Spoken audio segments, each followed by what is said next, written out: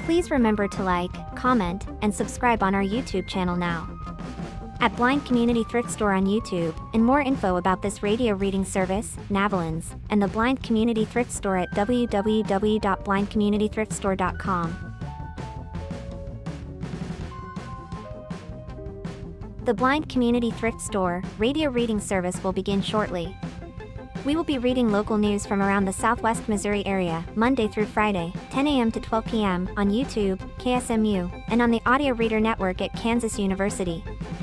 For more information, please visit us at www.blindcommunitythriftstore.com. Please stay tuned as our broadcast will start soon.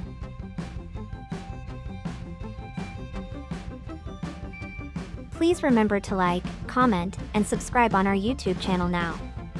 At Blind Community Thrift Store on YouTube, and more info about this radio reading service, Navalins, and the Blind Community Thrift Store at www.blindcommunitythriftstore.com. The Blind Community Thrift Store radio reading service will begin shortly. We will be reading local news from around the Southwest Missouri area, Monday through Friday, 10 a.m. to 12 p.m. on YouTube, KSMU, and on the Audio Reader Network at Kansas University. For more information, please visit us at www.blindcommunitythriftstore.com. Please stay tuned as our broadcast will start soon.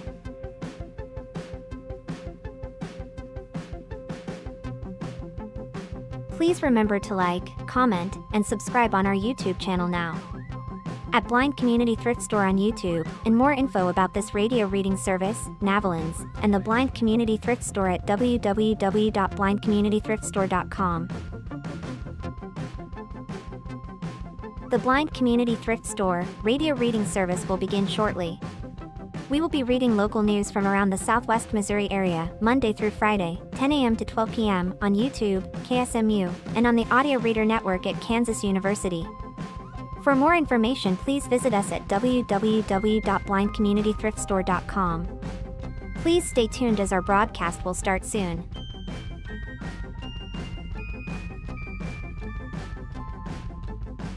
Please remember to like, comment, and subscribe on our YouTube channel now. At Blind Community Thrift Store on YouTube, and more info about this radio reading service, Navalins, and the Blind Community Thrift Store at www.blindcommunitythriftstore.com. The Blind Community Thrift Store radio reading service will begin shortly. We will be reading local news from around the Southwest Missouri area, Monday through Friday, 10 a.m. to 12 p.m. on YouTube, KSMU, and on the Audio Reader Network at Kansas University. For more information, please visit us at www.blindcommunitythriftstore.com. Please stay tuned as our broadcast will start soon.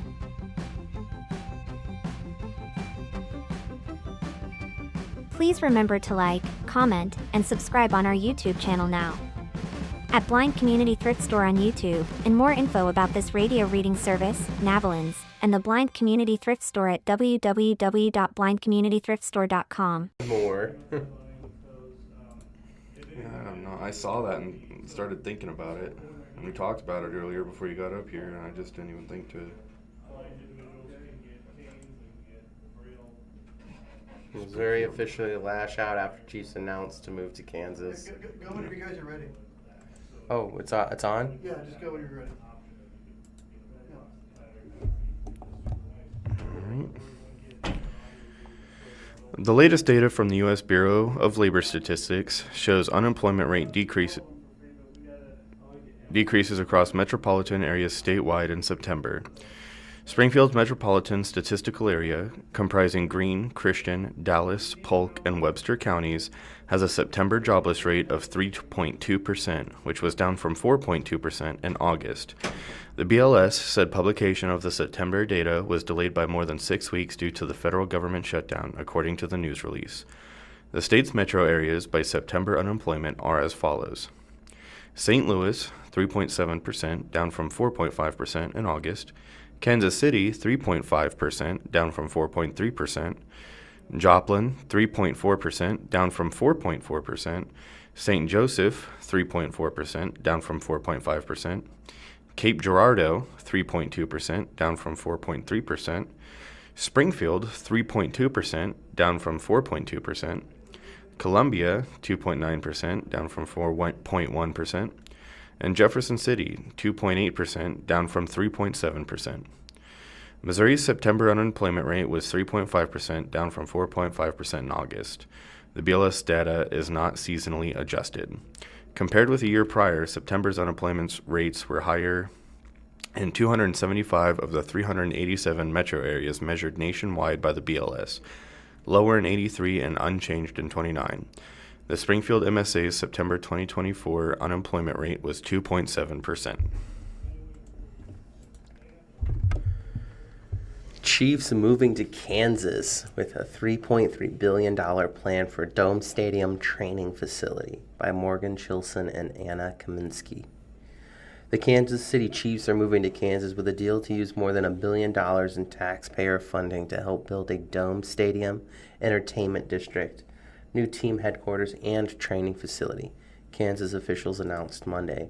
The announcement followed a closed-door meeting by legislative leaders who then voted unanimously to ensure star bounds to finance the project. Today, we are announcing an agreement to bring our beloved Kansas City Chiefs right here to Kansas, said Governor Laura Kelly, speaking at a crowded event at the Docking State Office building next door to the State House. For the rest of the nation, I say take heed. Kansas is not a flyover state. We are a touchdown state. In my 7 years as governor, I've had the privilege of making some really big announcements, but none bigger than this. It's truly historic. Kelly said the agreement between Kansas and the Chiefs protects Kansas taxpayers. The state portion is coming from revenue generated by the stadium entertainment venues, Starbound, and lottery funds, she said, not with new taxes. The $3.3 billion project includes a stadium and an entertainment district located near the Legends District in Wyandotte County and a new Chiefs headquarters and training facility in Olathe, said Clark Hunt, chairman and CEO of the Chiefs. The stadium, we estimate, will be approximately $3 billion, Hunt said. The practice facility will be approximately $300 million, and then we have committed to do a mixed-use district that will have at least $700 million invested both in Olathe and Wyandotte County, and it could go up from there. The split between public monies and private investment dollars will be 60-40, he said, with private monies covering 40% of the $3.3 billion bill. Kelly and the stadium will generate 20,000 jobs and more than $4 billion in economic impact during construction. The deal has been years in the making, transcending truces between Kansas and Missouri leaders to end the economic border war between the states. Kelly said to reporters following the event that the deal has nothing to do with the border war. This is a sports team versus a corporation, she said. It's very different. Design is expected to take 2 years, and construction could take 3, with a planned opening in fall of 2031, Lieutenant Governor David Tolland, who is also the Kansas Commerce Secretary, said planning will begin probably tomorrow. Hunt said the decision to leave Missouri and Arrowhead Stadium was not an easy one. It came down to needing to make a decision, he said, as building a new stadium will take 5 years, and the Chiefs are approaching the 5-year mark on their lease of Arrowhead. We had a great dialogue with Missouri all the way through to the end of last week, he said. Frankly, not everything was resolved that needed to be resolved. The big difference is we are working with one party here, the state of Kansas. And in Missouri, we were working with the governor's office and county and also the city. We also have a bunch of really great memories at Arrowhead, but this decision is really about the future. We're going to be investing in a stadium that can last for multiple generations of Chiefs fans. In the survey completed last year, Hunt said fans made it clear that they wanted a loud stadium and a really great tailgating experience. Both those elements will be part of the design plan for the new stadium, he said. Experts doubt the benefits of using public subsidies for stadium deals. Every deal is different, Tolan told Kansas Reflector, but this one we've done an extensive economic impact study that shows that it is a huge net positive for the state of Kansas. The deal relies on the state's sales tax and revenue bond program, also known as Star Bonds, to lure the multi-billion-dollar football team 20 miles away from its current home at Arrowhead Stadium. Tolan called the deal the largest economic win in Kansas history. The incentive package offers the Chiefs unprecedented support, covering up to 70% of the stadium's cost by redirecting the sales tax revenue from the new stadium and surrounding areas to pay off construction debt. Last month, the Chiefs advertised a request for a domed stadium design proposal located in the Kansas Speedway in Kansas City, Kansas. A domed stadium would allow the team to host a Super Bowl. The Legislative Coordinating Council, which consists of Republican and Democratic legislative leaders, booted a standing room-only crowd out about 3 minutes into its Monday meeting and returned in less than 30 minutes to vote on the Star Bonds deal. They didn't discuss the plan in an open meeting or with reporters. Chiefs and Royals representative encouraged Kansas legislators in 2024 to expand tax incentives to sweeten a move across state lines. Despite the incentives, which were passed during the special sessions that summer and signed into law shortly thereafter, neither the Chiefs nor the Royals had promised to build in Kansas, until now. Chiefs flag lined the streets Monday leading into the docking state office building, and a lone Topeka sat outside to show his support of bringing the team to Kansas. Steve Bushnell said he had made the trip to Arrowhead Stadium in Kansas City, Missouri many times. He was excited at the idea of moving the team to a Sunflower State. It's certainly a little bittersweet with the nostalgia of Royal Stadium, Kauffman Stadium, and Arrowhead Stadium, but he said when he heard Chiefs leaders were going to be in Topeka for the news conference with the governor, he jumped at the opportunity to be a part of this historic event. Inside, red and yellow balloon pillars welcomed an estimated 400 guests, according to spokesperson for the governor. The Chiefs join a growing list of professional sports teams that have clinched expensive new stadium deals. The Buffalo Bills and the Tennessee Titans both will play in new stadiums beginning in 2026. Hunt said in 2031, football season will bring change. But some things won't change, he said. Our fans will still be the loudest in the NFL. Our games will still be the best place in the world to tailgate, and our players and coaches will be ready to compete for championships because on the field or off the field, we're big dreamers and we're ready for the next chapter. On the other hand, Missouri officials lash out after Chiefs announce moves to Kansas. Nearly a decade after the loss, its NFL franchise in St. Louis to Los Angeles, the state learned Monday that the Kansas City Chiefs are moving across the state lines. The news, rumored for days, was greeted with the shock and despair in Missouri, where hopes were high that a $1.5 billion incentive package approved by state lawmakers would be enough to keep the team in Arrowhead Stadium. In the end, a much more lucrative package from Kansas won out. This is a painful day for everyone in Missouri who loves our Chiefs, said Senator Maggie Nuremberg, a Kansas City Democrat. A lot of us in Missouri, we feel like we've been incredibly loyal to the Chiefs despite all the frustrations over the decades. Nuremberg added, we stuck with the Chiefs every step of the way, so this is so disappointing. I can imagine that Lamar Hunt today is rolling in his grave. House Speaker John Patterson and Lee Summit's Republican echoed the disappointment, saying Missouri entered into stadium negotiations at a disadvantage. I think money was a part of it. But I think it's also the opportunities available in Kansas, Patterson said. You know, Arrowhead can't do a Super Bowl. Arrowhead can't do a Final Four. If you have a dome stadium, those things are all possibilities. And I think that's probably what ultimately led to the decision to move. Missouri wasn't able to put its best foot forward, Patterson said, because leadership was very fragmented. Kansas leadership was very united and professional, and they just took advantage of a once-in-a-lifetime opportunity, he said, adding, it would be deliciously satisfying to start pointing fingers, but I hope we can avoid that right now and just look forward. State Representative Mark Sharp, and Kansas City Democrat, was not ready to be so magnanimous. He said years of bad decisions led to Monday's news. Specifically, he pointed to former Jackson County Executive Frank White, who was recently moved from office after a recall vote. White, Sharp said in a social media post, presided over a deeply dysfunctional and adversarial approach to our professional sports team. Sharp also cast blame on former government Mike Parson for not responding to Kansas' efforts to poach the Chiefs before leaving office, and Kehoe for waiting until nearly the end of the year's legislative session before presenting a stadium plan.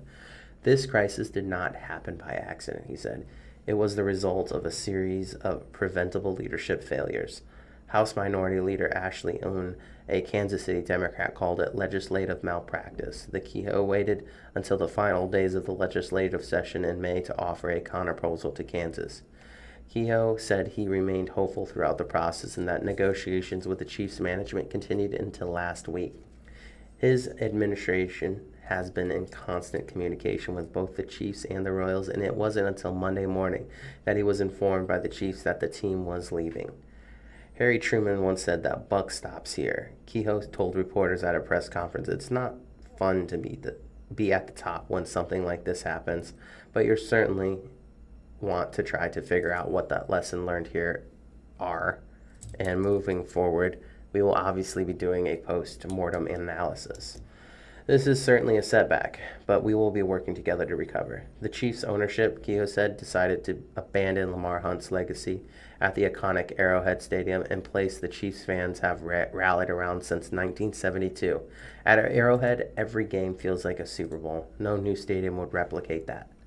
Jackson County legislator Manny Abraka said he expects elected officials in the county where the team is currently located to take a closer look at how taxpayer money is spent during the remaining years of the Chiefs and Royals contract to play the Truman Sports Complex.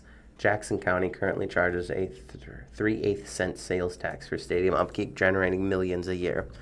Honestly, at this point, they're like a bad ex-girlfriend. They won't go away, Abraka said of the Chiefs, and so the reality that they want to try and go play second fiddle in Kansas and try to lure a deal that's not written down on paper, good luck to them. Best of luck. At this point, our taxpayers in Jackson County deserve a whole lot better commitment than what we're getting. The Chiefs' decision is incredibly disappointing, said State Senator Patty Lewis, a Kansas City Democrat, but it is also a symptom of a larger problem.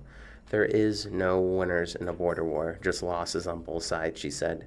Companies moving back and forth across the state line to reap massive taxes breaks while creating no real net job growth is bad for families, bad for the region, and bad for both states. State Senator Nick Schroer, a Republican from Defiance, was among the lawmakers who openly opposed the incentive package for the Chiefs and the Royals when it passed the legislature this summer. "Don't want to say I told you so, but I warned the legislature that this would happen, just as it did with the Rams. Schroer said he will be filing legislation this week to get rid of the asinine classification of the Chiefs as Missouri's official NFL team, as it was passed just a few sessions ago. Similarly, I will be getting rid of the asinine handshake border war resolution, which says we will play nice with our neighbors next door." The Chiefs' lease on its Kansas City stadium, which has been the team's home since 1972, will expire after the 2030 season. Missouri lawmakers reconvened during the special legislation session this summer to approve a spending package that would have allocated state taxes collected from economic activity at the Arrowhead and Kaufman to bond payments for renovations at Arrowhead and a new stadium for the Royals in Jackson or Clay County. Estimated at just under $1.5 billion over 30 years. The funding would pay for half the cost compared to 70% in Kansas and included a requirement for additional local government financing. The Royals first announced an intention to leave Kauffman Stadium in November 2022. The move was pitched as a way for the Chiefs to remain in Arrowhead, demolish Kauffman, and build a covered entertainment center. Officials in Jackson County and Kansas City began scrambling to figure out how to keep the Royals from leaving Missouri, but the spring of 2023, Clay County leaders announced interest in building a stadium in North Kansas City that could become the Royals' new home. The Royals solicited proposals from the downtown Kansas City and North Kansas City site a few months later and released renderings of possible stadiums at both locations in August 2023. Soon after, a poll was leaked to the media showing 70% of Clay County voters opposed a new sales tax to fund the stadium in North Kansas City. Despite weeks of media speculation, no one claimed credit for the poll, which was widely seen as an attempt to shake the confidence of Royals ownership in the viability of Clay County proposal. Critics who called the survey a push poll meant to deceive the public decried the move at the time, arguing that sabotaging and any potential Missouri site would increase the chances one or both teams end up in Kansas. It wasn't until more than a year later that documents provided to the Independent revealed it was a political action committee formed to support Kansas City Mayor Quentin Lucas that paid for the Clay County polling. A staffer using a Lucas campaign email address requested the poll be commissioned, and his top aide obfuscated the spending by requesting it to be referred to in disclosures as research instead of polling. Jackson County voters were eventually presented with the proposal sales taxes increase to fund a Royal Stadium in Kansas City. Lucas threw his support behind the measure, but it was resoundingly rejected by voters. The failed push to pay for the new Royal Stadium in Missouri left the door open for Kansas lawmakers, who quickly put their own package of incentives together to lure the teams across the state line. Lucas said negotiations with the team ran up until last week, and the offer Missouri put forward was very fair, but very responsible.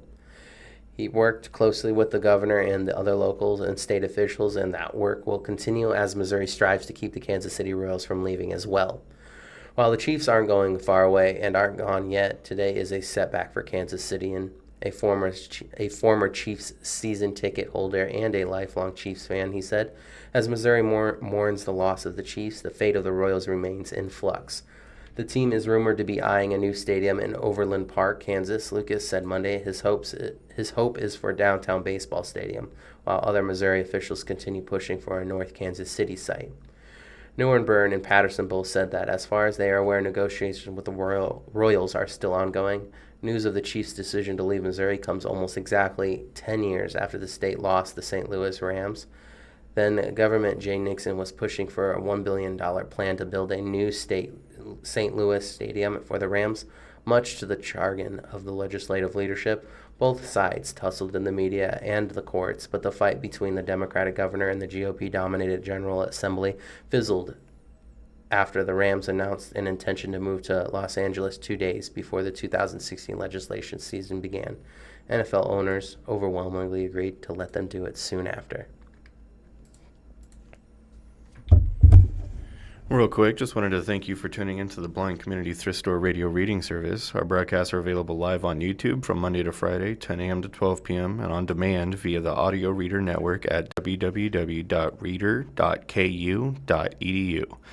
Access options include Amazon Alexa, mobile app, and radio via KSMU radio at 91.1 FM, 67 kilohertz subcarrier from 3 p.m. to 5 p.m. on weekdays. Contact the Audio Reader Network for radio receivers. SPS and Jordan Valley partnering for mobile health clinics at schools. A pilot program between Springfield Public Schools and Jordan Valley Community Health Center will expand access to health services for students. Launching in 2026, students in 11 schools will be able to receive medical, dental, and vision care on-site through mobile clinics during the school day.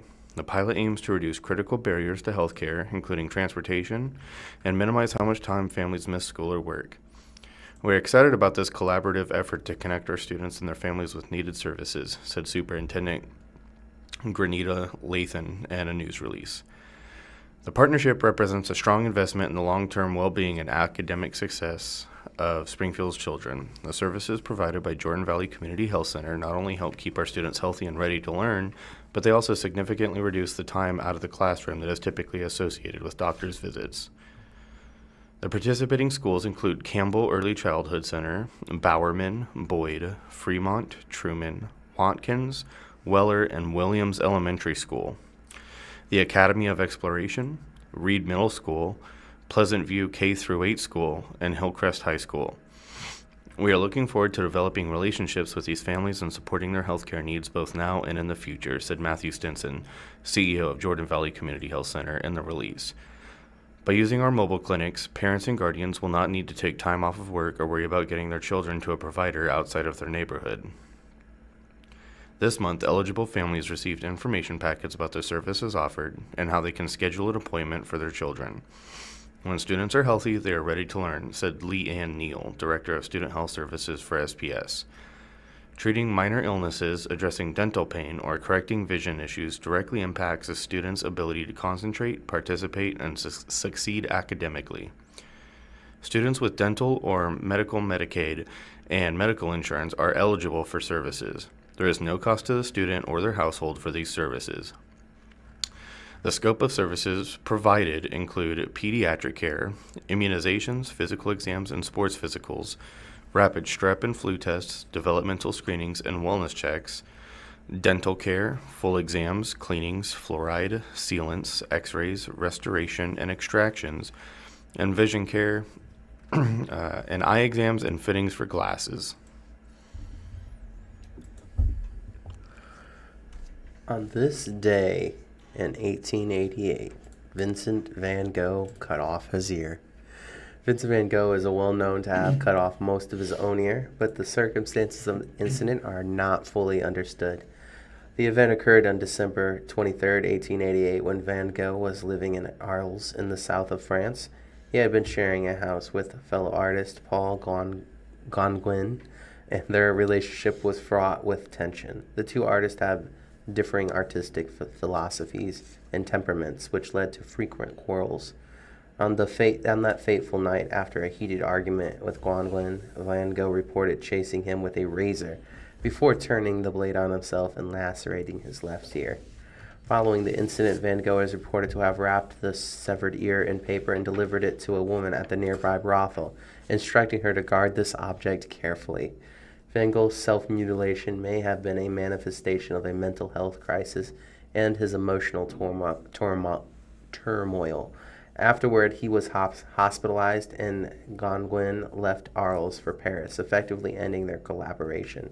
Van Gogh returned home a fortnight later and resumed painting, producing a mirror image self-portrait with bandaged ear, 1889, and other works. However, he was soon admitted to the St. Paul de Mossoul Asylum in Saint-Rémy de Provence. There are various theories about why Van Gogh cut off his ear. Some suggest the episode may have been exacerbated by his consumption of absinthe, a potent alcoholic beverage. Others speculate that it was an act of self-punishment or a desperate plea for help. Additionally, some art historians have proposed that Gauguin may have been involved in the incident, possibly injuring Van Gogh during the altercation.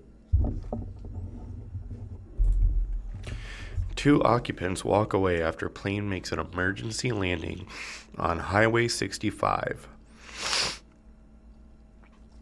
Troopers say both occupants walked away without serious injuries Saturday afternoon, December 20th, when their plane made an emergency landing on Highway 65 just north of Springfield. Sergeant Mike McClure with the Missouri State Highway Patrol said the incident happened just after 1 p.m. north of I-44 in Greene County.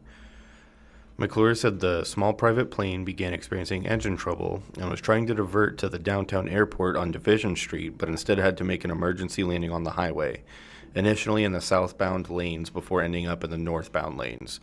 The plane briefly caught fire, McClure said. McClure said the emergency landing did not cause any vehicle crashes, and crews had the highway cleaned up and reopened by 4 p.m.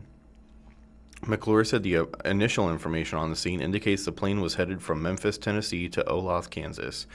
The Federal Aviation Administration has been notified.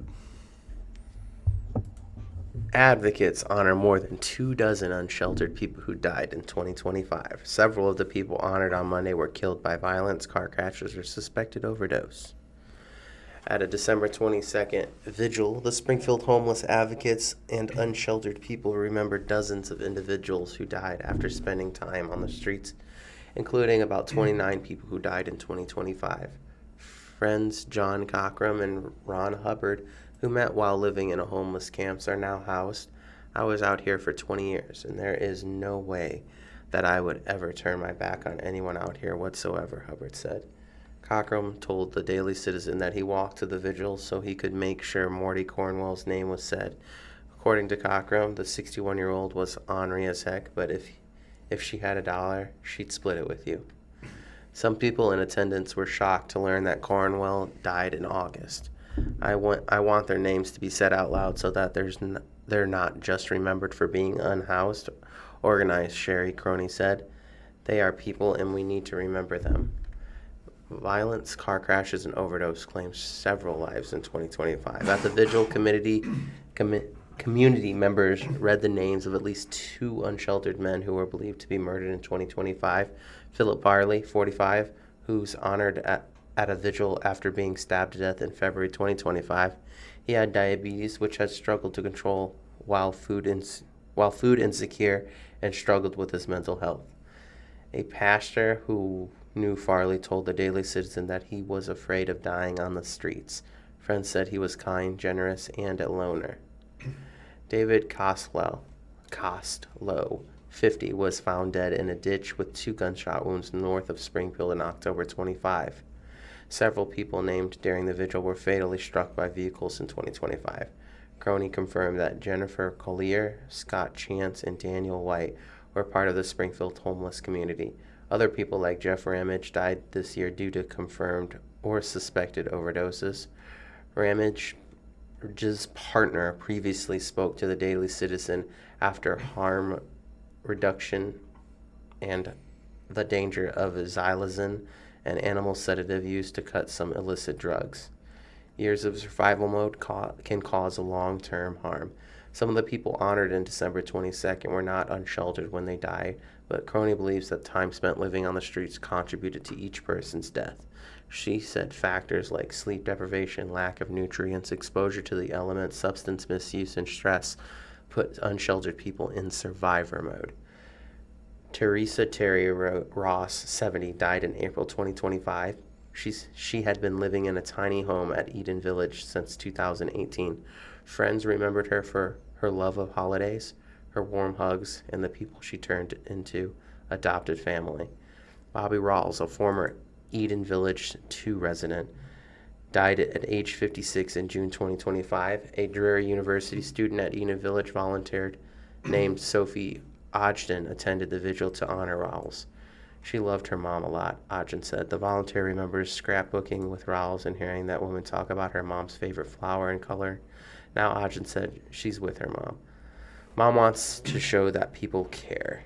Jessica Urig's 32-year-old daughter, Cynthia Lynn Jones, died in 2023 after years of addiction. Her body was discovered in the backseat of a vehicle she lived in. Urig said she was at the December 22nd vigil to demonstrate that people who die while homeless are loved and people care. For years, Urig tried to bring her daughter home, but Jones struggled with addiction and kept leading her back to the streets. Urig hopes that the happy Cynthia is remembered.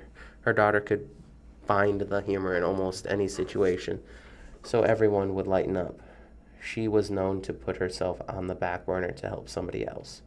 At the time of her death, she was trying to secure housing through Burrell's residential programs. She wanted the help, and help in this area is hard to find, the mother said, adding that there can be many hoops to jump through for people who are trying to become housed. Her advice, both for unsheltered people and their loved one, is to never give up. Zoe McIntyre was born and raised in Springfield, Illinois. She covers Springfield surrounding communities like Nixa, Ozarks, and Republic. While a student at Evangel University, she enjoys working on the staff school radio station and newspaper, where she served as editor-in-chief for a year. Well, when she isn't persuading her friends to read more news, she's enjoying cooking and thrifting.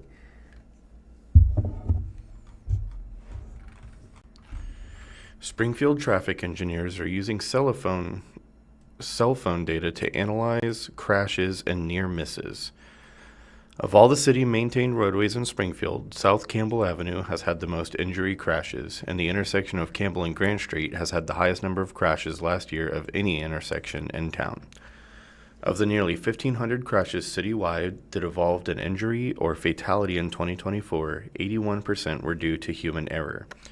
And of the 61 pedestrian crashes last year, 25 involved pedestrians crossing inappropriately, and 25 involved drivers failing to yield to pedestrians. In 11 of those pedestrian crashes, no clear determination could be made. These numbers are just a slice of the data found in the City of Springfield Public Works Department's 2024 crash report released last week. The revamped report was created using a combination of traditional crash data analysis and new innovative technology. Some of the most interesting and revealing information in the study was gleaned from cellular telemetrics data, which showed how people are driving and how they are behaving behind the wheel. Where are they speeding? Are they hard braking at a particular intersection? Are they distracted by their phones?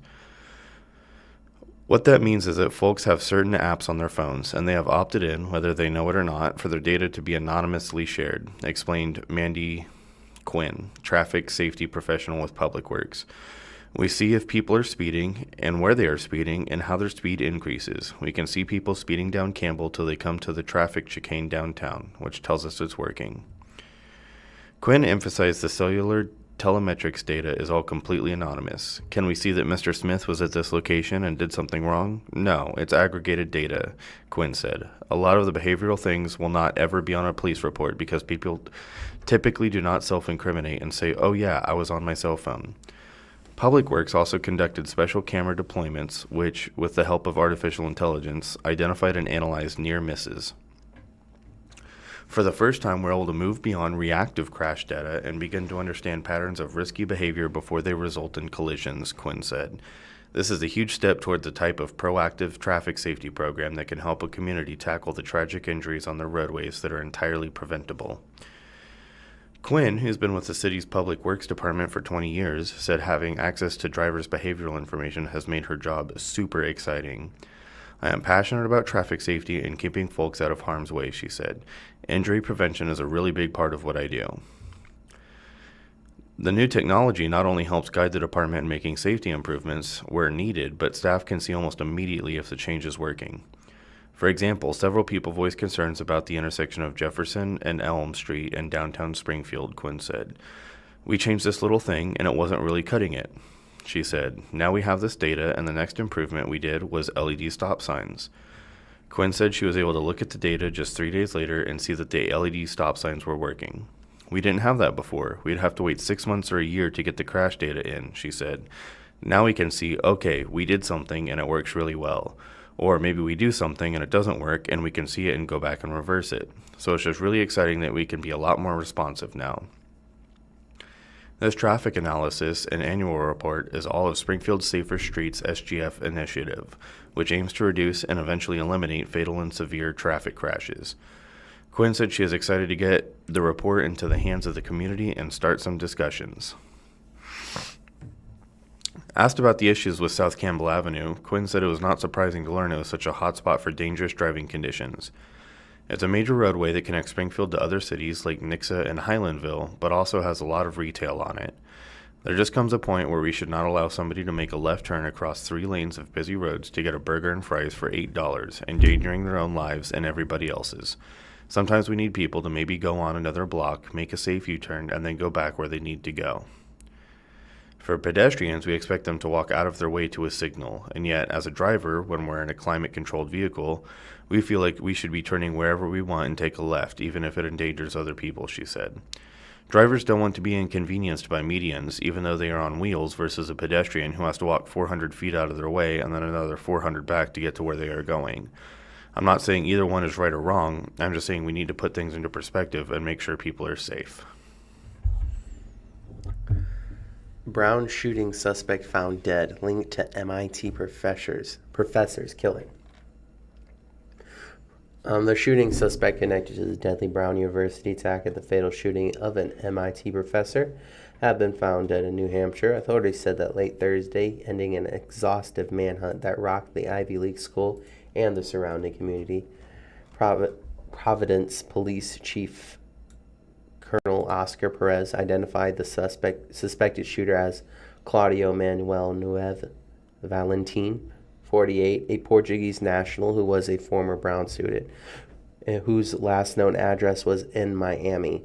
Perez said Neves Valentim took his own life in Salem, New Hampshire on December 18th, and that investigators traced Neves Valentim through surveillance footage and a tip that helped police link him to a rented car. Authorities in Massachusetts late Thursday also accused Nueve Valentim of fatally shooting MIT professor Nuno F.G. Loriero, 47, on Monday, December 15th. Loriero was found with gunshot wounds at his home in the Boston suburb of Brookline, Massachusetts, and about 50 miles north of the Brown University. We got him, said Ted Dox, special agent in charge of FBI Boston. Even though the suspect was found dead tonight, our work is not done. The announcement came after law enforcement officers conducted a days-long search since the shooting inside a classroom building at the Ivy League institution. At least 2 people were killed and 9 others were injured in this December 13th attack. Rhode Island Attorney General described the investigation as one of the hardest he'd been involved with and added that there would be no prosecution in the case. The unthinkable happened in our state. The unthinkable happened at Providence. The unthinkable happened at Brown, and we are going to be forever changed, said Rhode Island Governor Dan McKee. The professionalism that I saw in the law enforcement should make everyone in our state and beyond our borders feel very safe. These things happen, but it requires the professional help of law enforcement to bring it to a conclusion.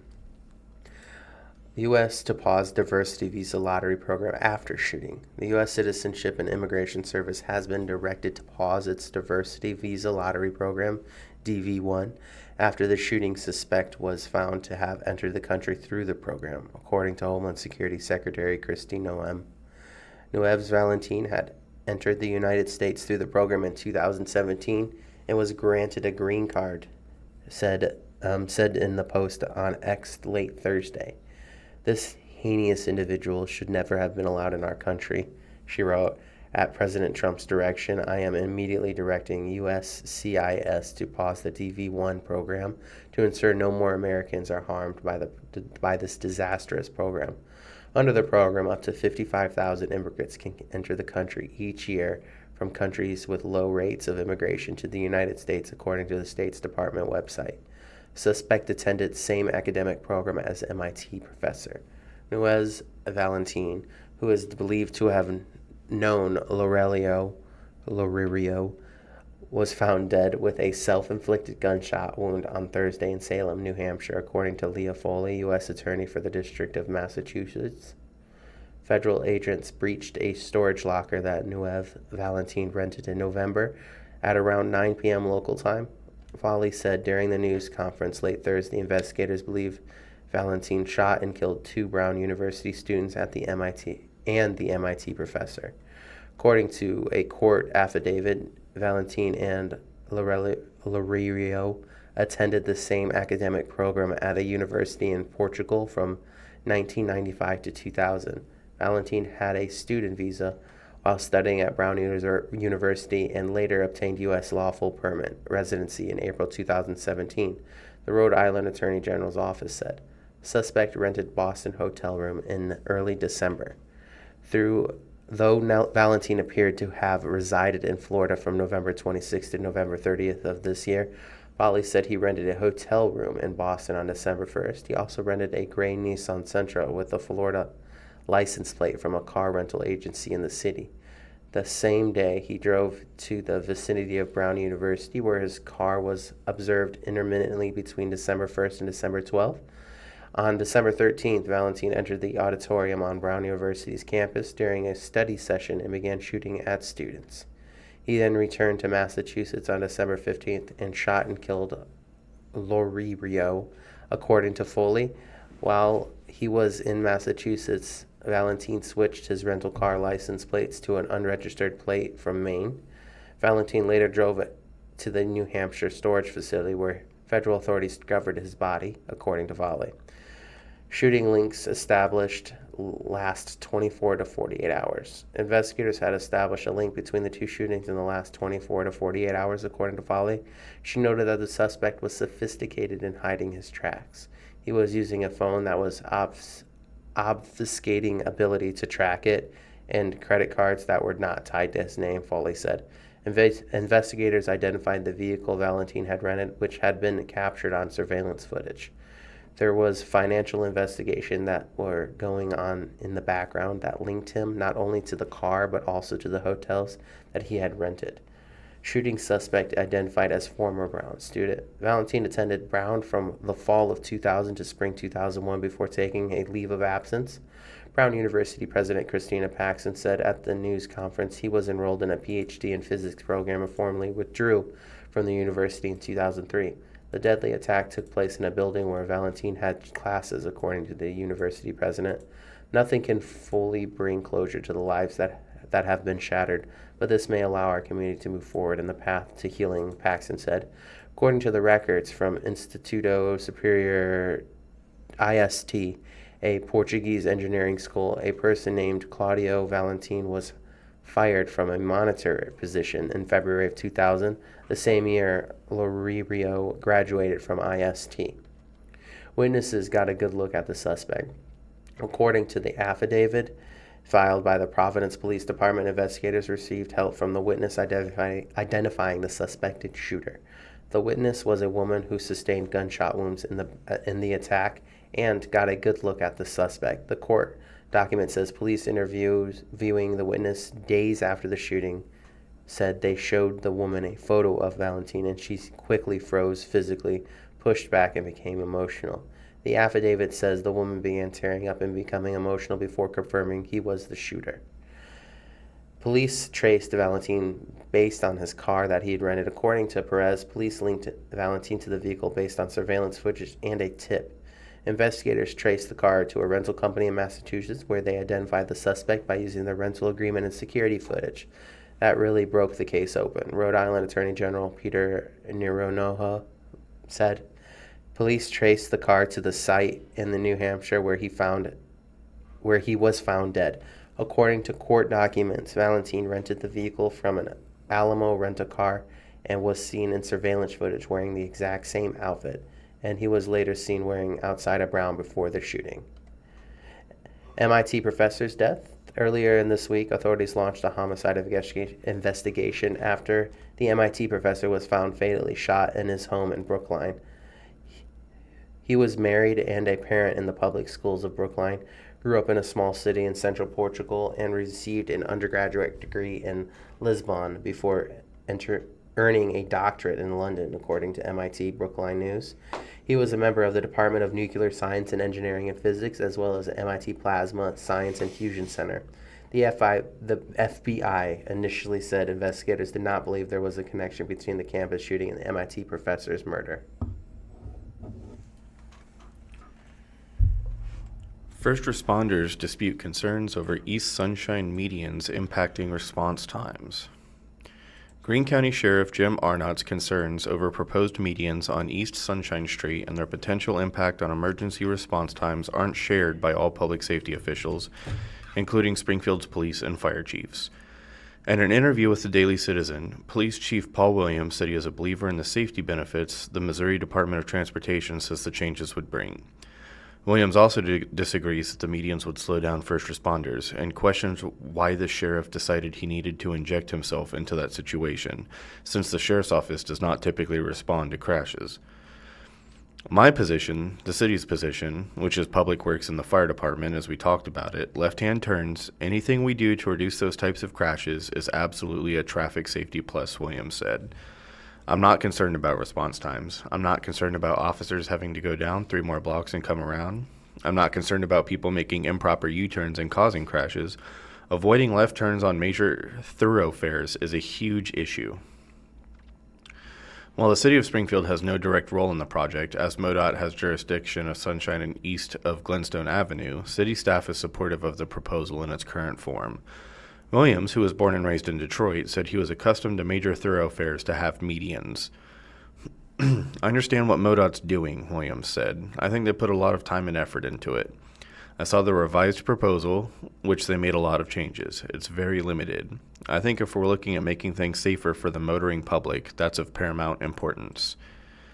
MoDOT is planning to install roughly 3/4 of a mile of raised median on the higher crash rate segments of Sunshine between Glenstone and Blackman Road as part of a larger project to improve the safety and operation of the corridor. First proposed in 2023, the project has been revised following public input to include fewer medians and more designated U-turns. In addition to the medians, MoDOT is planning to resurface Sunshine between Glenstone and Blackman, install new sidewalk on the north side of Sunshine, and upgrade existing sidewalk on the south side of the road, improve 6 signalized intersections, remove 4 driveways and 2 partial driveways, and install 9 new pedestrian crossings. Construction is slated to begin in 2026. In 2027, MoDOT plans to continue resurfacing eastward on Sunshine, also known as Route D, between Blackman and Route 125. In total, the multifaceted project is estimated to cost $12.9 million. Arnett outlined his concerns with the proposed medians to the Springfield City Council at his December 9th workshop during the 20-minute window allotted to the business community following presentations by MoDOT and city staff. Despite the reduction in medians, many business owners and stakeholders along the East Sunshine Corridor remain staunchly opposed to the project in its current form, which they fear could negatively impact business and pose a safety issue. The proposed medians, which will cover about 18% of the 4.3-mile stretch of Sunshine, are intended to help manage access and limit uncontrolled left turns.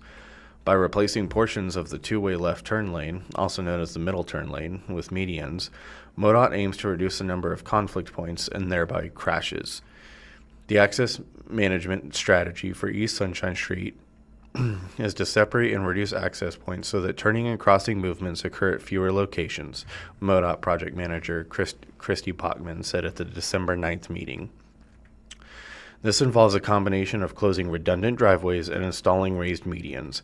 It is widely accepted that medians are the most effective access management strategy on high-volume urban routes. They create better traffic flow, and they have been shown to reduce crash rates and injury rates. According to MoDOT, the proposed medians are expected to reduce the crash rate by 37% and reduce the injury rate by 48%.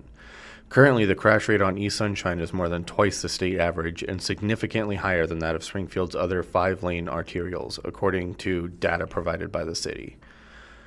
Arnott, however, suggested that the 37% fails to reflect the expected annual reduction to the total crash rate, as only 34% of accidents on East Sunshine over the last 5 years occurred in the middle lane, based on Springfield Police Department data Arnott compiled at the request of Mayor Jeff Schrag, made during a roundtable discussion of nearby business owners.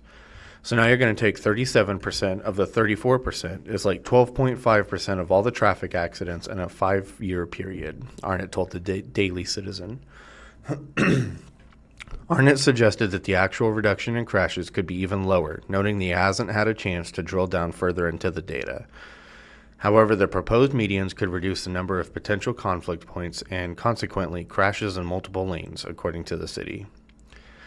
Brett Foster, assistant director of the city's Department of Public Works, demonstrated how replacing the middle lane with a median can significantly reduce the number of conflict points. If you figure there is 8,000 to 10,000 cars a day in each one of those lanes, that's a lot of opportunity for conflicts and for crashes, Foster said at the December 9th meeting, pointing to 3 driveways in close proximity on a 5-lane road with a 2-way left turn lane.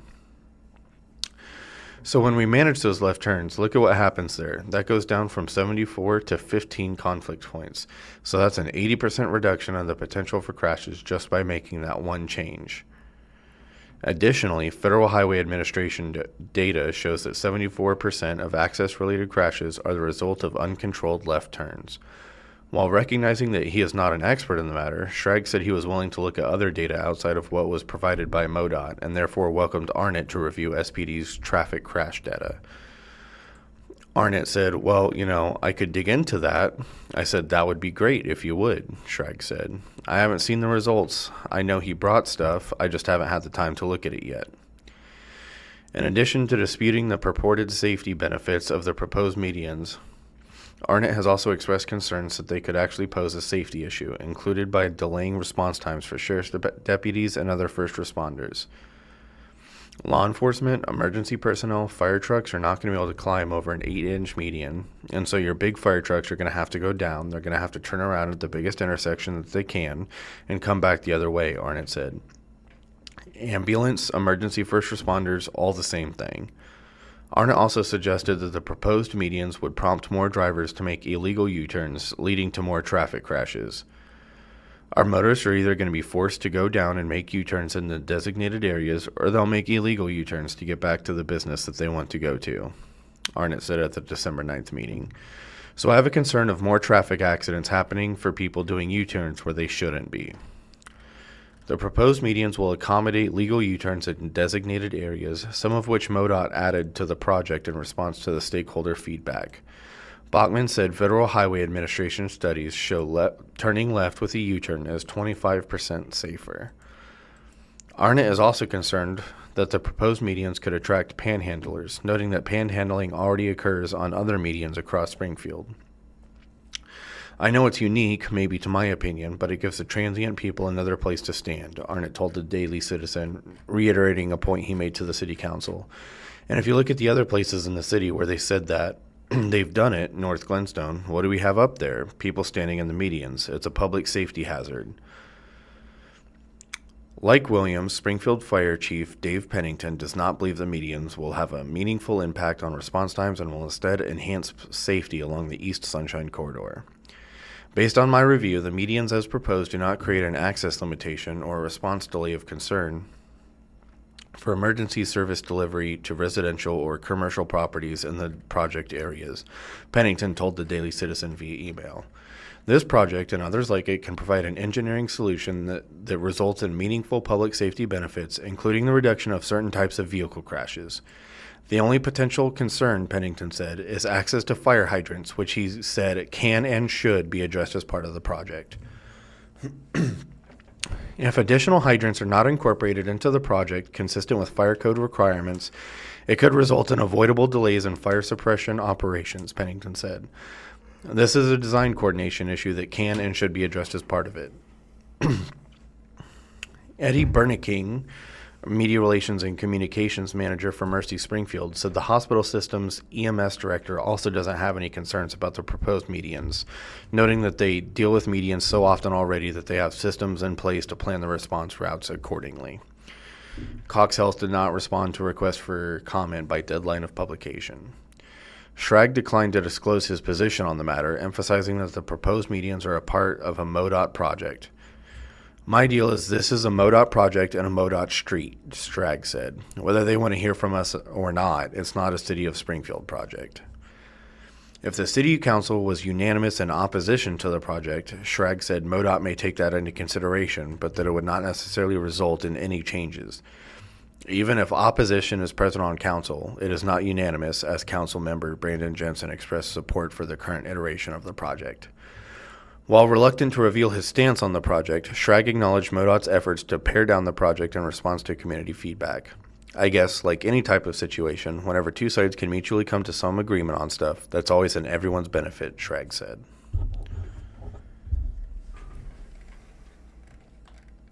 Schedule seeds are set for pink and white girls basketball tournament. The Pink and White Girls Basketball Tournament returns to Springfield, kicking off Friday, December 26th on campus of Drury University. The two 16-team brackets were recently announced, with defending champion Kickapoo grabbing the white division's top seed, while Stratford, whom the Chiefs beat in last year's final, are in the pink division and have the number one spot there. All games will be played at Drury, either at Weiser Gym or the O'Reilly Family Event Center. The championship day is scheduled for Tuesday, December 30th, with title games in the afternoon to not coincide with the Blue and Gold Boys event being held across town at Missouri State. Republic grad Kamen Beckerman powers Missouri State past Central Arkansas to end a 3-game skid. Rarer than Missouri State's 3-game losing streak was its arduous December stretch of games at Great Southern Bank Arena. A 73-70 overtime home loss to the Big 12 Conference Kansas Jayhawks was followed 6 days later with a 73-58 loss to the Southeastern Conference Arkansas Razorbacks at the same venue. A 68-49 loss to West Coast Conference power Gonzaga on December 19th rounded out the Lady Bears' Springfield skid. Junior guard Kamen Beckermere made it a point to enter Christmas break and conclude MSU's pre-conference USA slate on a winning note. The former Republic star scored a career-high 24 points, ripped down a game-high 14 rebounds, and had 5 assists to help the Lady Bears down Central Arkansas 65-61 at Great Southern Bank Arena. Missouri State, 8-5, had a 13-point fourth quarter lead and held off UCA 7-5 down to the stretch.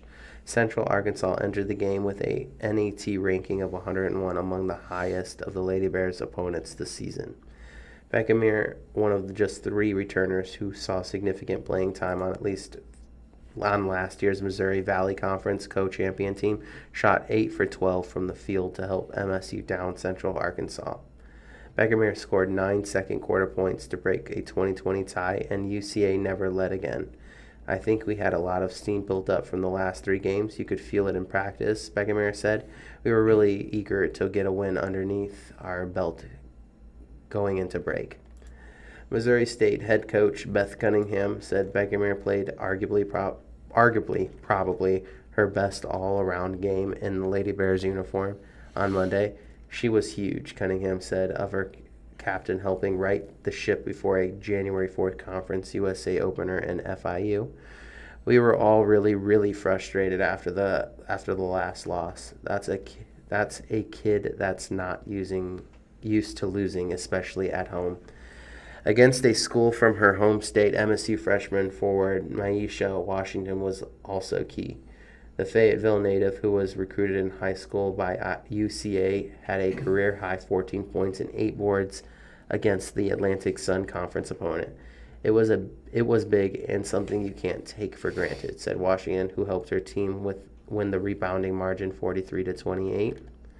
Missouri State, which also fell last month to Florida State 5-9 and Tulsa 8-4, continued to struggle in the turnover category, coughing up 21 in Monday's win over UCA. The Lady Bears have had early season offensive struggles, ranking number 202 in the country in a turnover per game, 7.2 points, and number 262 in field goal percentage, 38.1% before tip-off. MSU entered Monday with a NAT ranking of 138. The second highest among Conference USA members, and behind Louisiana Tech 119. It was a crazy non-conference schedule, said Beckenmeyer. The 2024-2025 MVC Sixth Player of the Year, who has since emerged as MSU's leader. It tested us on all levels, and we played some games that we hope can go get us to a trophy at the end. Man fights Christmas loneliness with 24 donuts and an open door.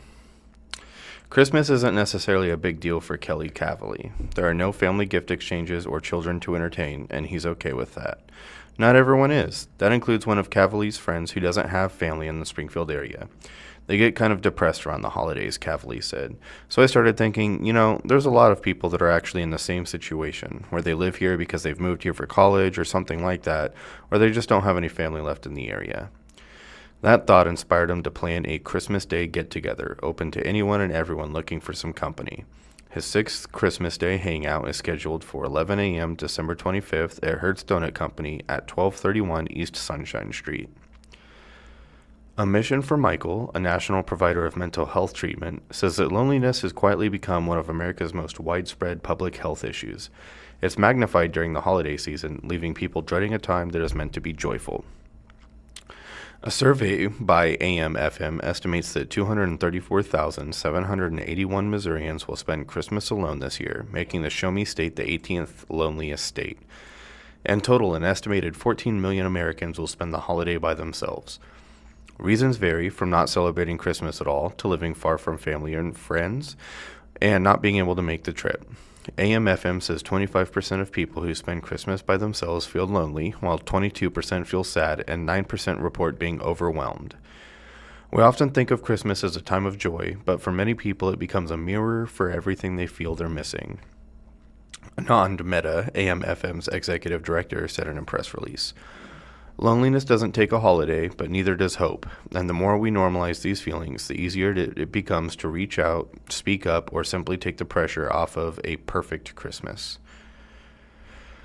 Cavally doesn't try to make it a perfect Christmas. He just wants to give people a place where they're not alone and keeps the invitation broad. I didn't want to specifically mention anything because some people have had stigma attached to those depression or mental health issues, he said. So the first year, I made sure everybody knew it was just something where they could just show up if they didn't have anything to do. There's no judgment, just a place to hang out, so you're not sitting by yourself on a Christmas morning when everybody else is busy doing something. The first Christmas Day hangout was at Waffle House, which turned out to be a less than ideal location. We found that it was not a great place to go because they are super crowded on a Christmas morning, Cavally said. On the way home, I saw Hertz Donut and remembered that they're also open 365 days a year. So the next year, instead of going to Waffle House, where it was crazy, we went to Hertz Donuts, where they were also open, but there were like 4 or 5 cars in the parking lot.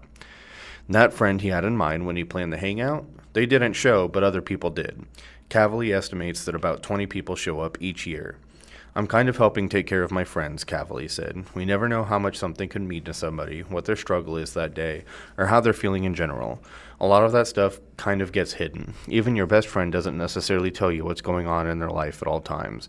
So it's just a way to create something for me where I knew nobody was sitting by themselves at their house and sinking further into that feeling that nobody's there. Cavally always buys the first 24 donuts for the Christmas Day hangout. He said he wants to make it as simple as possible for people to attend. If your paycheck is short because it's the holidays and maybe you've been sending money to family that isn't in the area, no pressure, he said. All Cavally asks is that people leave any drama at home. That's not what Christmas is for. It's a time to just get together, take all the attention off things, and have a good time socializing with people and not being alone, he said. It's to take the loneliness out of the holiday for people who don't have anyone around. There are a couple of people who show up, and I only see them on Christmas Day, but they're still welcome. There's still somebody that appreciates their presence as well. Ozark Tech's Wingspan Initiative receives third and final $100,000 grant from Musgrave Foundations. Grant helps single parents with monthly expenses that become barriers toward degree completion. A program helping single mothers complete courses at Ozark Technical Community College has received its third and final year of funding. The Wingspan Initiative receives $100,000 on December 11th from the Community Foundation of the Ozark Musgrave Foundation. Their program supports students who are single parents and need financial assistance beyond tuition or fees in order to take future career steps. Primarily intended for single mothers, the program handles expenses such as child care costs, utility bill, car payments, cell phone costs, doctor bills, and more. Recipients can receive up to $10,000 a year for those expenses. It is different for the student emergency funds at Ozarks Tech, which has a soft cap at $250 per student. Under the Wingspan Initiative, fewer students can receive more money that helps clear hurdles standing in the way of earning a diploma or certification. Amy Bacon, executive director of the OTC Foundation, said in previous years that the college has a large population of single parents who juggle a difficult balance of work, school, and home life. The 3-year investment of $300,000 from the Musgrave Foundation is hoped to provide crucial data for future financial support. I would consider this to be data collection to make a case for future support, Bacon said in 2024. The Musgrave Foundation was gracious enough to give us the pilot funding. That way we can get the stories to prove this investment is a worthy one. The $100,000 grant to the Wingspan Initiative was the largest of $542,000 in grants announced earlier this year. Grants of $30,000 each were awarded to 5 schools that participate in the University Nursing School Scholarship Program. The recipients include Ozark Tech, Missouri State University, Cox College, Drury University, and Southwest Baptist University. Grants of $7,500 each were given to 39 nonprofits with missions that address healthcare, mental health, education, and improving quality of life for low-income community members. The grants were named in honor of Jerry Redfern, longtime manager of the Musgrave Foundation. The awards were given at an event held by the Boys and Girls Club of Springfield's Risdale Family Teen Center. Jeanette L. Musgrave and Jerry Redfern established wonderful philanthropic legacies that we are honored to have continued, said Winter Keene, CFO, President, and CEO, in the press release. Their love of the Springfield community is reflected in the important work supported by these grants. The CFO and Musgrave Foundation partnered with U.S. Bank Private Wealth Management for this round of grants, created in 1983. The Musgrave Foundation has provided more than $21 million to agencies that support children, low-income families, and homeless people. We are currently broadcasting live from the Blind Community Thrift Store situated at 27 North Kansas Expressway in Springfield, Missouri. For additional information about our store, please visit our official website at www.blindcommunitythriftstore.com. To explore more of our video content, including movie reviews with Matt and Meredith, adaptive technology training videos, and other informative material, please visit our YouTube channel by searching for Blind Community Thrift Store. Our organization is dedicated to supporting the blind community through various initiatives, and our online platforms serve as valuable resources for community engagement and education. Answer Man, what business is going in across from Berean Baptist Church on Norton Road? From Bob Pentecost of Springfield.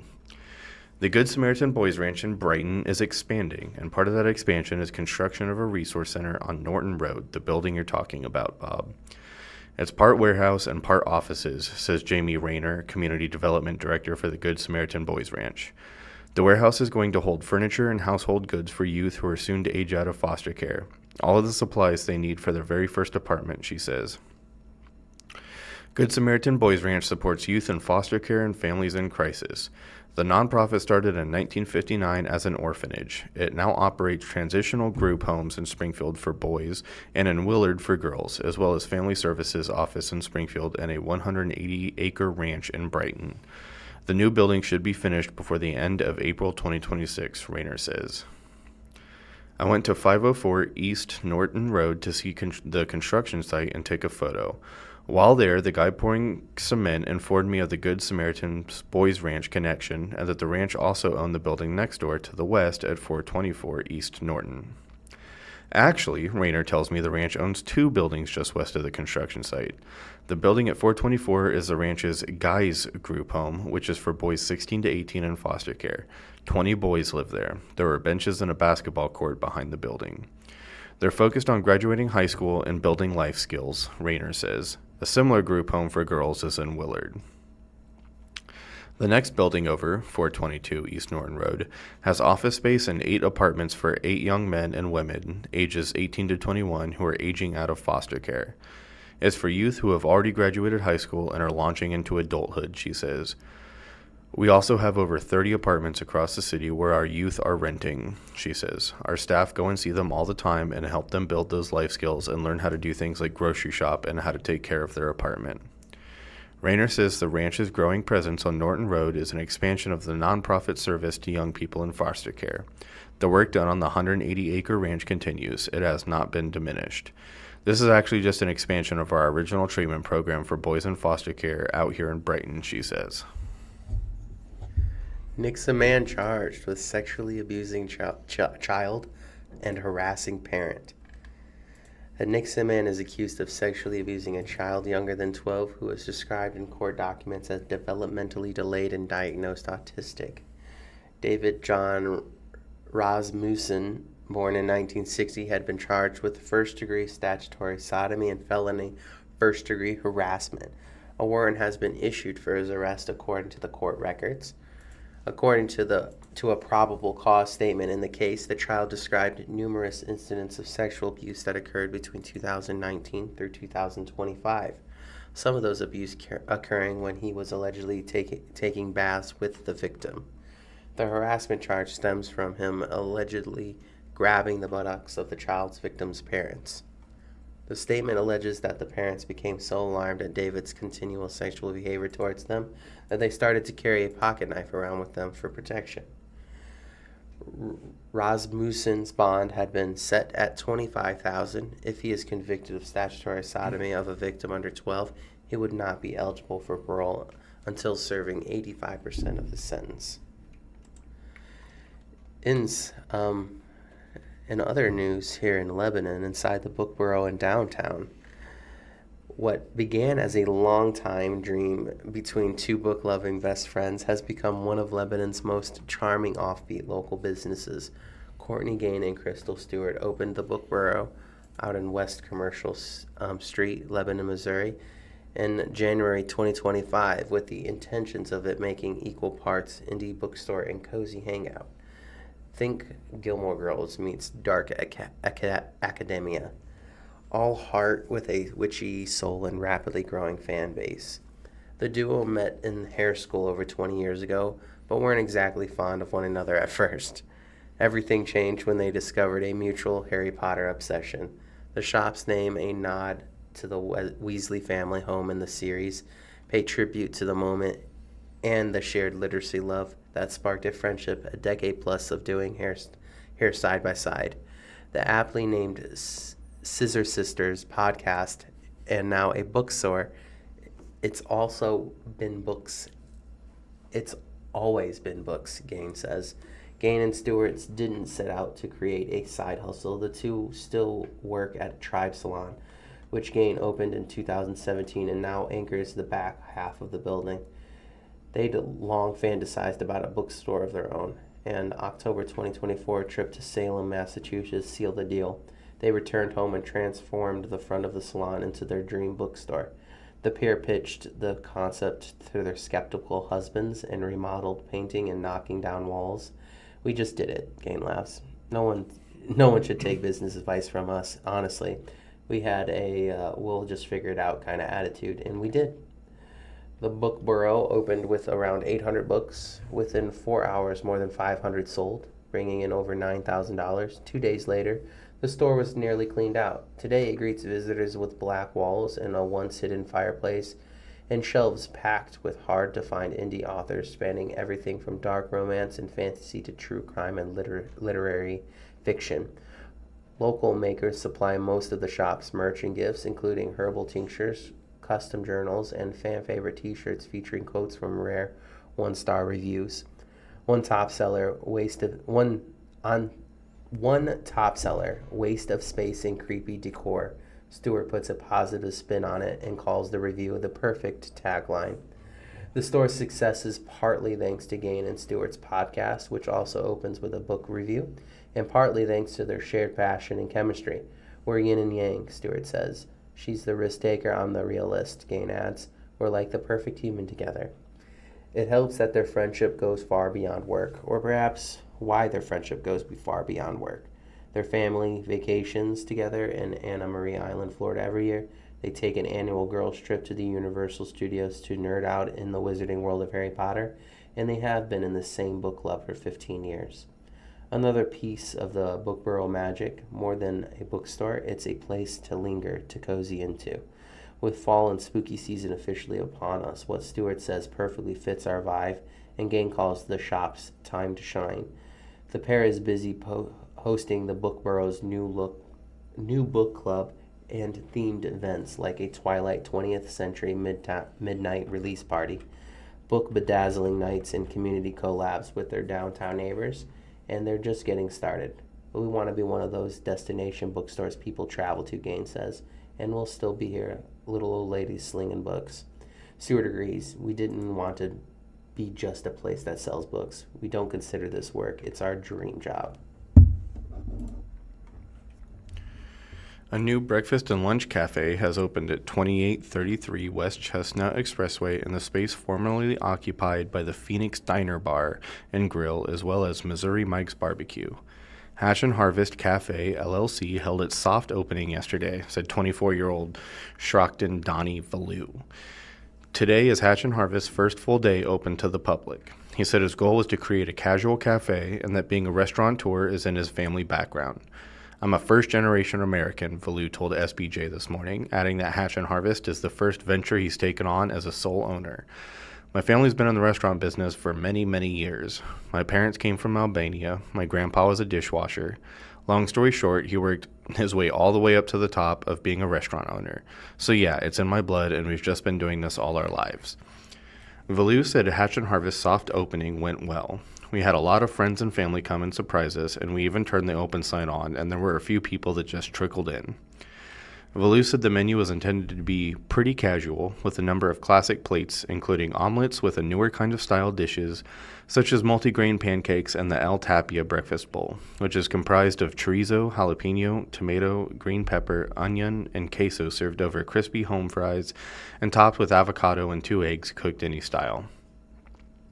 According to the restaurant's Facebook page, Hatch and Harvest also has a kids menu with breakfast items including pancakes, a cheese omelet, and or an egg with choice of bacon or various types of sausage, along with a lunch menu of grilled cheese, mac and cheese, chicken tenders, or any half-size club sandwich. Of his cafe's location, Valou said he grew up in western Springfield, about 10 minutes from Hatch and Harvest's location.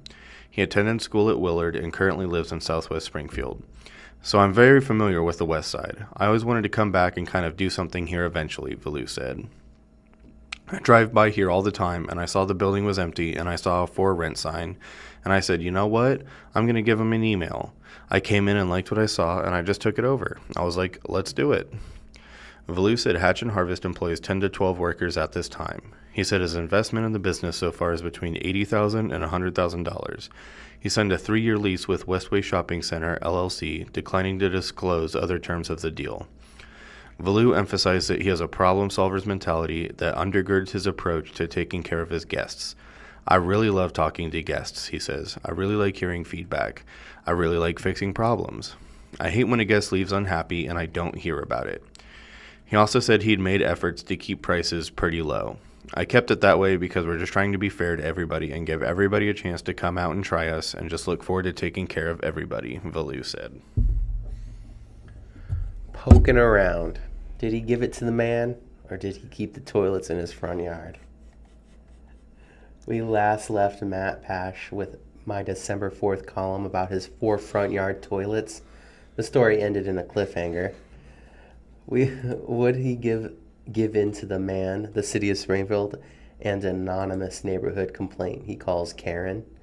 Or would Pash stand tall, unwavering in his beliefs that a man's front yard is part of his castle, and the founding fathers of this great nation implicitly wanted future patriots to be able to place as many toilets in the front yard as they wanted? He faced a fine of up to $375 if he didn't yield. His deadline for the decision was December 13th, so he yielded. Pash gives in. He removed the toilets on December 12th. He tells me he was concerned the city might fine him $375 per toilet.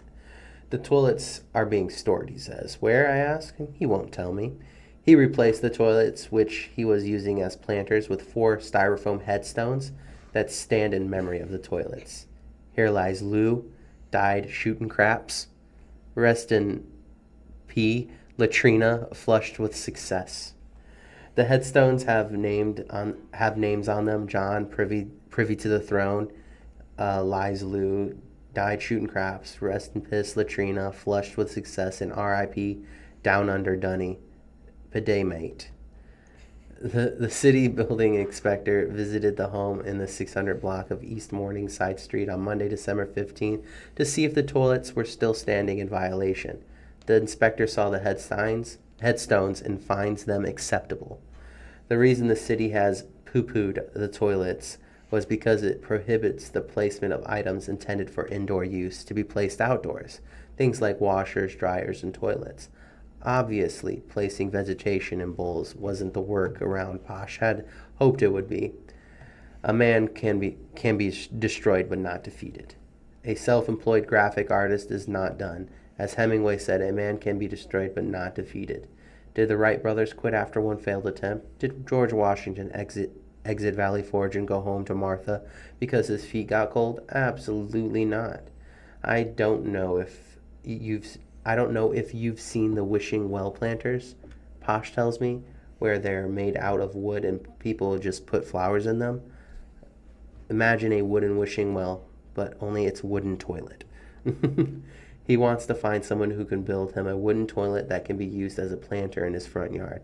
This is something that's made for outdoors, and the city can't get onto me for it. Take that, Karen. Posh 43 tells me that he has a national legion of supporters as a result of the December 4th column. This is something I pause to ponder. You mean there are people in, say, Vermont who are rooting for Matt to have toilets in his front yard here in Springfield, Missouri? What kind of world do we live in? I imagine 4 toilets in my neighbor's front yard. I'll wager the farther one lives from Pash's front yard, the greater the support for his creative spirit. Nevertheless, it is clear to me Pash is enjoying all of this. I'm a very extroverted person, and I like entertainment, comfort, and joy. This brings smiles to people's faces. It's something fun. It's something entertaining.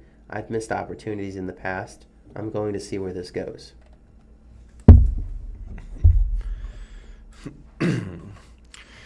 Queen City Soul Kitchen closes after 5 years, multiple locations. Queen City Soul Kitchen LLC told its fans last week in a social media post that yesterday would be the restaurant's last day of business. "We have accomplished what we set out to do," co-owners Lyle Foster and Francine Pratt posted to Facebook on Friday afternoon. "Our team has given their best to provide quality service and delicious made-from-scratch cuisine using the recipes of Miss Francine Pratt, who has prepared great food all over our nation." Reached this morning by Springfield Business Journal, co-owner Foster said in a provided statement, "It's been a great honor to bring the first soul food restaurant to the Springfield area, but it is now our time to turn the chapter." Says, "Since we have announced our closing, we have heard from so many customers who we have been privileged to serve, and they have all reminded us of exactly why we brought this concept forward. We can only thank them for the opportunity to meet them and make them part of our Queen City family." Pratt's recipes included myriad dishes such as meatloaf, fried chicken wings and catfish, green beans, candied yams, East Coast-style macaroni and cheese, collard greens seasoned with smoked turkey, and other items, according to past SBJ reporting and online menus from Queen City Soul Kitchen. Reached by SBJ this morning, Pratt said that a few major business factors made now a good time to say farewell to the Queen City Soul Kitchen business, which launched in 2020 following a series of conversations between Pratt and Foster that hashed out the concept some 12 years ago. The two business partners discussed the need for Springfield to have a restaurant venue for soul food, which she said the community lacked at the time. Today, Pratt said soul food offerings are available at Mama Jean's Natural Foods Market, LLC. Current U.S. economic uncertainty was a factor in closing Queen City Soul Kitchen, Pratt said, particularly in terms of rising food costs in connection with local health department compliance. "You can only have food on the shelf for so long," she said. "You're constantly having to replace food. Because of the area, we did not want to raise the price much more, because then it's no longer affordable. The prospect that our community really couldn't afford to pay much more if we raised the prices also weighed on Pratt's and Foster's decision to close the business," Pratt said. Nurturing family life and keeping up with remote work at Community Partnership of the Ozarks, Inc. during semi-retirement were important considerations as well. 2 years ago, Pratt said she got extra busy when her two sons' families each welcomed a new baby, each infant born 2 months prematurely. "So for the last 2 years, I have literally been living between 3 states, and with us trying to keep the restaurant going and trying to keep everything going, we just came to the reality of, you know what, we did out what we set to do. We gave a lot of people job opportunities where they were able to go on to other jobs. Missouri's increasing minimum wage, set by law to climb to $15 per hour on January 1st, 2026, according to the Missouri Department of Labor and Industrial Relations, wasn't bothering us at all," Pratt said. Foster had hired staff above minimum wage from the outset of the enterprise. "We created an environment for people who would not normally get hired in other places to be hired," Pratt said. "We built the whole concept around that and had the most loyal employees." According to past SBJ reporting, Queen City Soul Kitchen began in 2020 as a pop-up restaurant at Big Mama's Coffee on Commercial Street. Pratt said that as demand grew for the pop-ups, in 2020 she and Foster opted to relocate the eatery to 2006 North Broadway Avenue in the Woodland Heights neighborhood. In January 2023, Queen City Soul Kitchen relocated to a roughly 800 square foot space at 1626 North Boonville Avenue, shared with Big Mama's to reduce costs, allowing takeout only with coffee and pastries. The same year, a Queen City Soul Kitchen location opened up at the 14 Mill Market Food Hall in Nixa, exiting that venue December 10th, 2023. Meanwhile, Queen City Soul Kitchen operated at Mercy Hospital's main cafeteria every other Monday until this month, Pratt said with positive response. And for roughly 3 years, Queen City Soul Kitchen had a space at Missouri State University's food court on the first floor of the Plaster Student Union. Something that was just supposed to be a pop-up to help get other restaurants started morphed into 4 locations and a lot of fun, a lot of cooking, a lot of good ideas, and then recognizing mainly that I needed to be with my kids and my grandkids, Pratt told SBJ. So we had to slow things down and cut back. In April 2025, according to past coverage, MSU announced that a Queen City Soul Kitchen location on the first floor of its Plaster Student Union would close at the end of the semester, with summertime construction planned to expand the nearby Chick-fil-A location into space formerly occupied by the Soul Food Kitchen. Pratt acknowledged that some of the strongest consumers of soul food are also some of the strongest makers of soul food, or they're related to such a person and their family. "It's not so much race, but culture," she said. "What was really cool, we would have a lot of people who are Euro-American from the South that would say, 'Oh, this is how my grandma made collards.' But when you look at the African American culture, they've got these recipes. They've got how to make them, how their family brought it up. So it wasn't a matter of trying to establish this is going to be the soul food. It was like, well, what about when you don't feel like cooking? Springfield City Manager to hold listening session January 6th on Convention and Event Center. Springfield City Manager David Cameron will host a listening session Tuesday, January 6th on the proposed Convention and Event Center as city leaders consider how to move forward on the $175 million project following voters' rejection of a 3% hotel tax increase in the November 4th election. I just want to listen, Cameron said in the press release. I know that people have opinions on this and other priorities for the city, and I want to hear what they have to say, good, bad, or otherwise. Whether you supported, opposed, or didn't vote on the Convention Event Center's proposal, your perspective is important, and it will help us determine next steps, if any.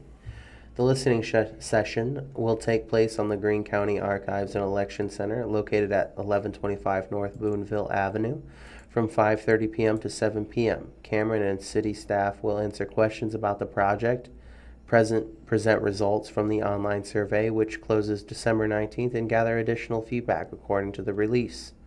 The press release also indicates that the project would involve adding onto and renovating the Springfield Expo Center at 635 East St. Louis Street, which is owned by the city. The city also owns the vacant lot adjacent to the Expo Center. Up until now, the city has been mum about a specific location of the project, only saying that it would be downtown, as recommended in the market demand and feasibility study. Recently, conducted by Hunter Partners, Cameron previously indicated that the city has engaged in discussions with private property owners. In the aftermath of the November election, Cameron acknowledged the same voters may have been skeptical of the project's ambiguity, particularly regarding the location, the overall project's cost, and whether it would pose a financial risk to the city. According to the most recent Hunden report commissioned by Visit Springfield, the Expo Center is not a true convention center because it lacks a ballroom. The attached old Sears building, including its existing functions space, is largely unused and unmarketable for groups, and it does not include the necessary hotel and walkable amenities that are crucial for sustained success, the press release reads. Had it passed, the hotel tax measure would have increased Springfield's hotel tax from 5 to 8% and an overall tax rate on the sleeping accommodations, including base sale tax rate from 13.1 to 16.1, not including any additional taxes in the special district. Expected to generate about $4.5 million per year initially, the increase would have provided a crucial funding source for a convention and event center estimated to cost $175 million as proposed in the study from Hyundai Partners. The study recommends a $175 million convention center with 125,000 square foot in event space, including 65,000 square foot exposition hall and a 30,000 square foot ballroom, a 14,000 square foot junior ballroom, and a 16,000 square foot of meeting space and outdoor plaza. In total, the project could encompass 250,000 square feet of gross floor area, including a lobby, concourse, service corridor, kitchen, storage, and other support spaces. The study also identifies the need for a 400 room connected hotel, estimated to cost an additional $209 million, among other recommendations. The city has already issued requests for proposals for the architectural services and a construction manager at risk for the project, though the project scope outlined in the documents did not include the hotel project or parking facilities. While acknowledging the macroeconomic events cannot be predicted and may impact the performance of event venues, Hunden Partners estimated that the proposed facility could generate $1.347 billion in new spending over the next 30 years, as well as $63.3 million in state tax revenues and $68.7 million in local tax revenues.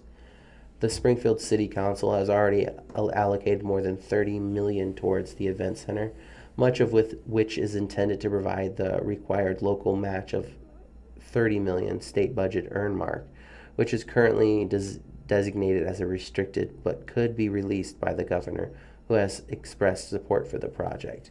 Cameron has previously indicated that the hotel tax measure is still on the table, as the city considers how to fund the project and secure the state funding. If the city council wants to put another hotel tax measure before the voters in the April election, the deadline for certification is January 27. As the January 6th listening session, Cameron aims to gain final perspective, but to also update the information based upon previous listening sessions, according to the release. What Trump's marijuana rescheduling order does and doesn't mean for Missouri cannabis. President Donald Trump's executive order to reschedule marijuana won't change much in terms of how Missouri's marijuana industry operates. Business owners and legal experts agree. It doesn't change the fact that marijuana can't be transported or sold across state lines. It doesn't do away with the cap on the number of business licenses to cultivate and sell marijuana in Missouri. And it doesn't allow customers to use credit cards at dispensaries, since credit card networks and issuing banks are still governed by institutional risk frameworks that prohibit cannabis transactions. But the order will give Missouri marijuana companies some tax relief and a long-awaited recognition for the medical benefits their products can offer, said Mark Hendren, president of Flora Farms Cannabis Company that operates 12 dispensaries in Missouri. Obviously, for a cannabis company like us, the big impact is allowing us to pay our taxes and run our businesses just like all other legal businesses, Hendren said. Right now, marijuana companies can't deduct many business expenses from their taxes, including rent, travel, advertising, and most professional services. Frankly, it's a testament to the resilience of the industry that they've been able to be a profitable model even without 280E tax deductions, said Craig Small, a Denver-based cannabis attorney. But with this coming change, certainly that might immediately increase profits by about 30%. Trump's order moves cannabis from Schedule 1 to Schedule 3 on the Federal Drug Administration's list of controlled substances. Schedule 1, the most restrictive category under federal law, indicates a high likelihood of abuse and no accepted medical value. Trump said the move reflected that cannabis could have medicinal value even if abuse was still possible. The rescheduling process is predicted to take place during 2026, Small said, but the timeline is still unclear.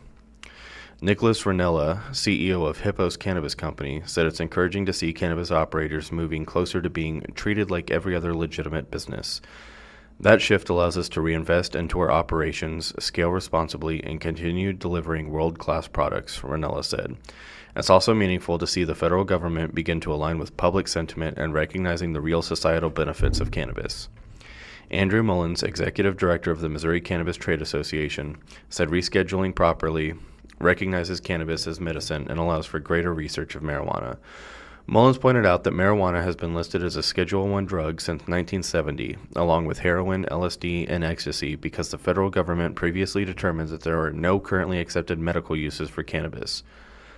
Federal rescheduling of cannabis removes barriers and creates opportunity for the 40 U.S. states, including Missouri, that have legalized medicinal and/or adult-use cannabis, he said. And no other state in the country is as well positioned as Missouri to take advantage of this reform. Mullins said Missouri's cannabis industry has been called one of the most successful in the entire country. Since Missouri's first legal medical marijuana sale in 2020, he said Missouri has surpassed $4.5 billion in total cannabis sales. In 2024 alone, the Missouri cannabis industry generated $244.93 million in sales tax revenue for state and local governments. Hippos recently launched the state's first THC oral spray, and the timing couldn't be better for innovation in the space, Ranella said.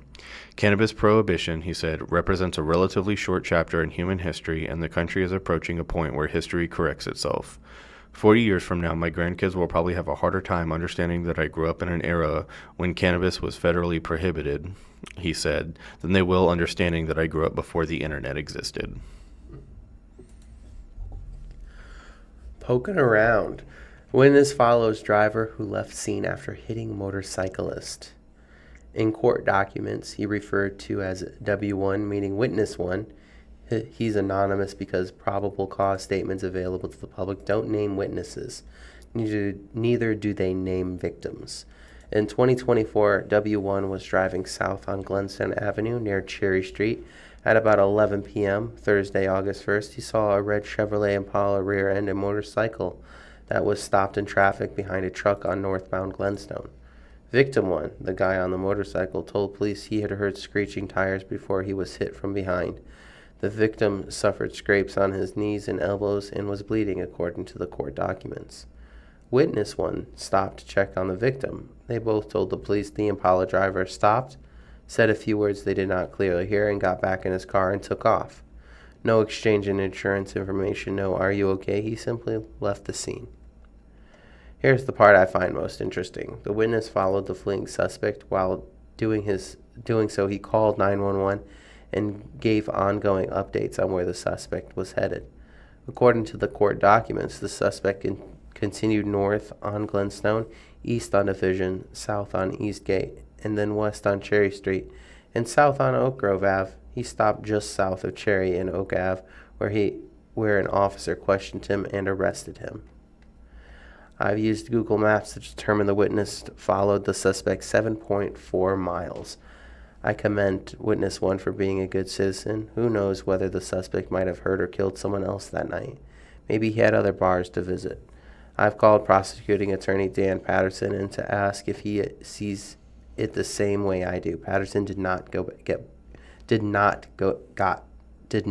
back to me.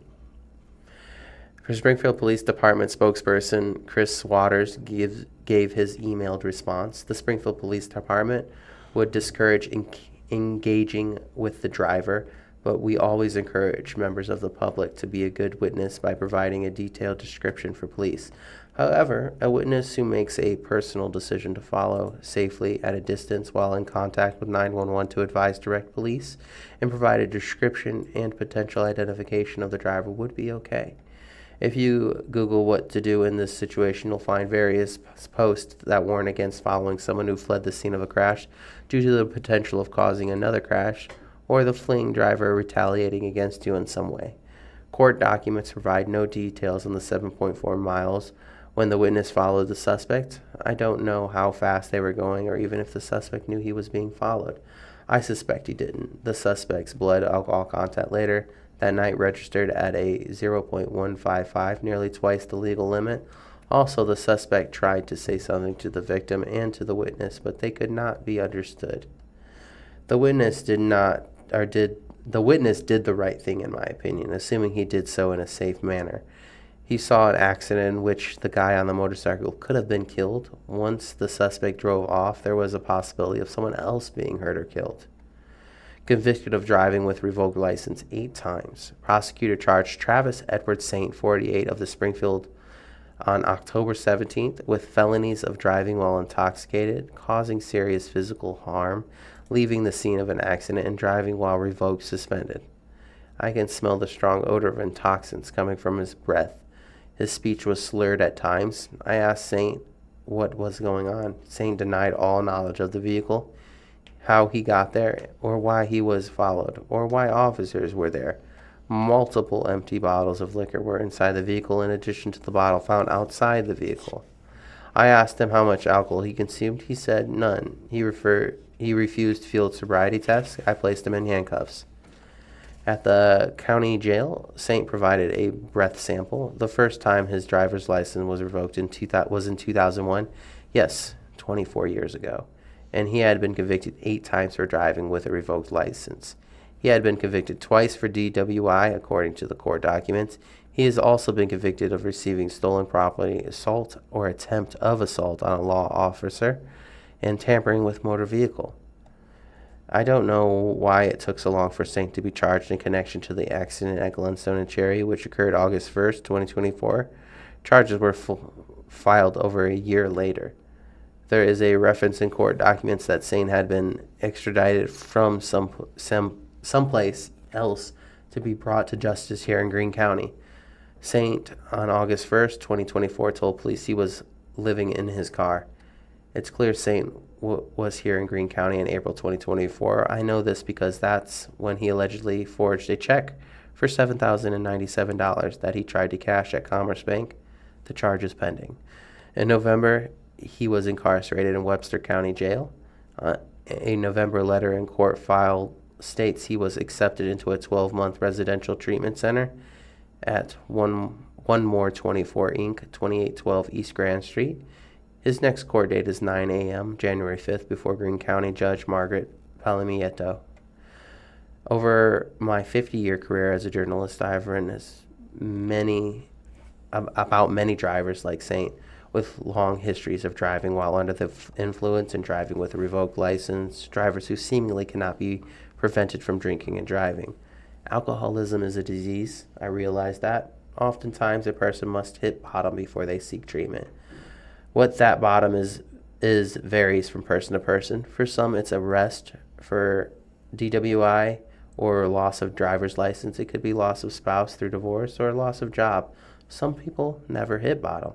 Whether Saint realizes it or not, it was a matter of seconds between harming the guy on the motorcycle and killing him. No one has the right to find their bottom the moment they kill someone. If you are going to drink, don't drive. In my mind, the night was young when Saint hit the motorcyclist and left the scene. Saint might have caused an even greater harm if not for the good citizen who followed him and assisted police in removing him from behind the wheel that night. Springfield Greene County Libraries give by-the-numbers look at 2025. As we turn the page into a new year, we are putting the finishing touches on our 2024-2025 annual report. We are proud to serve Greene County, and the numbers speak for themselves. Here are a few highlights. There are 103,464 active cardholders in the library district. Active means patrons who have signed up or renewed their library cards within the last 3 years. If you haven't used your library card in a few years but still value your library, please call us at 417-882-0714 to renew it.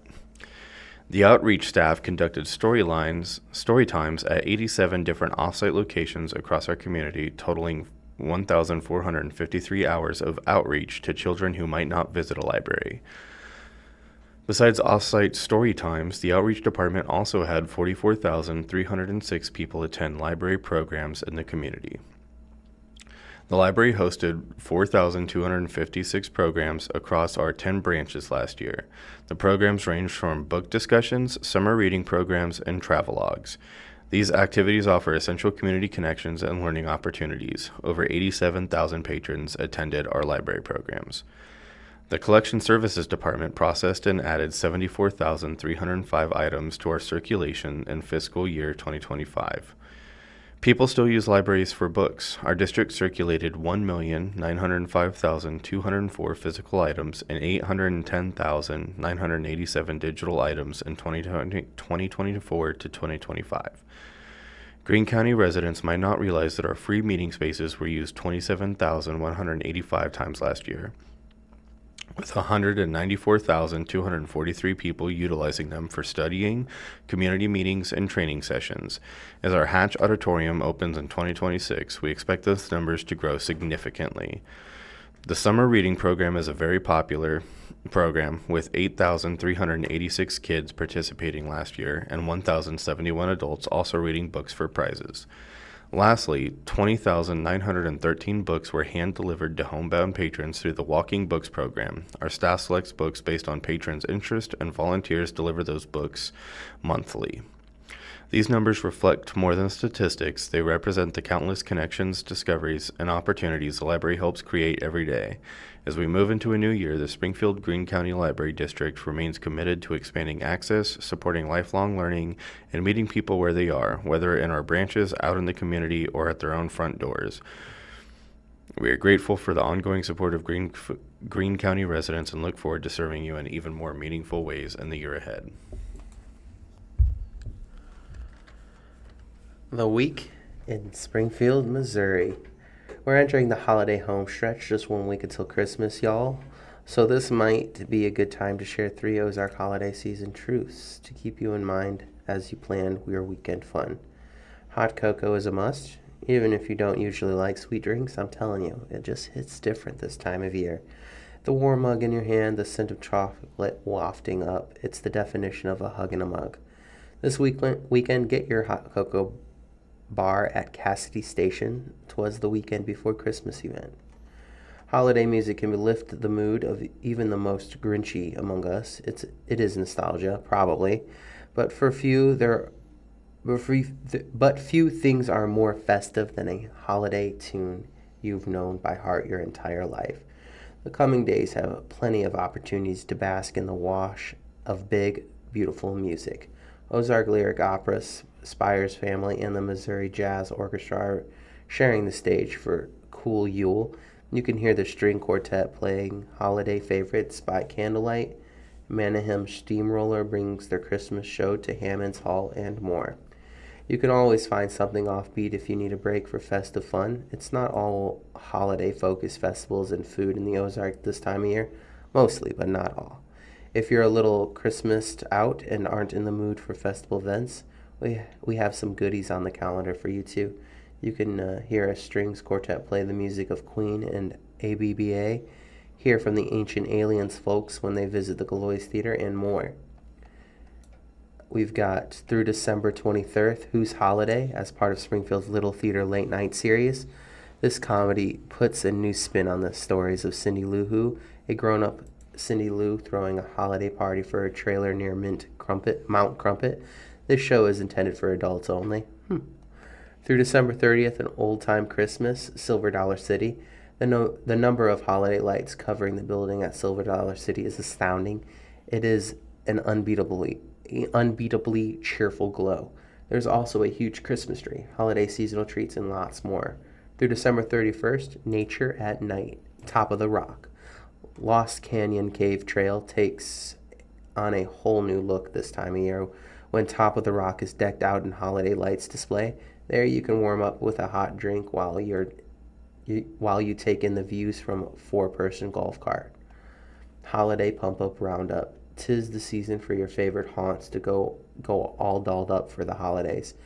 Make the rounds to a few fun holiday pop-up bars that are adding a little festive cheer to the local nightlife scene. For their J-Ho-Ho-B holiday pop-up, J.O.B. Public House has decked out its adjoining space with loads of festive decor to go along with the menu of holiday-themed cocktails. Christmas decor and twinkling lights cover just about every surface at Brewco for its pop-up The Jolly Elf, and its holiday cocktail menu offers drinks that use locally made Thai and Da spirits. Even Cassidy Stations has gotten in on the fun with the Tipsy Reindeer pop-up, where they'll even be offering special events like a karaoke night on December 20th and a disco party on December 27th. And the newest addition to the list is the Claws and Key, a super festive pop-up at 14 Mill Market in Nixa. Well, actually, it's specifically located at Whisper Mill, the hidden speakeasy inside 14 Mill Market that you access via a sneaky little bookcase.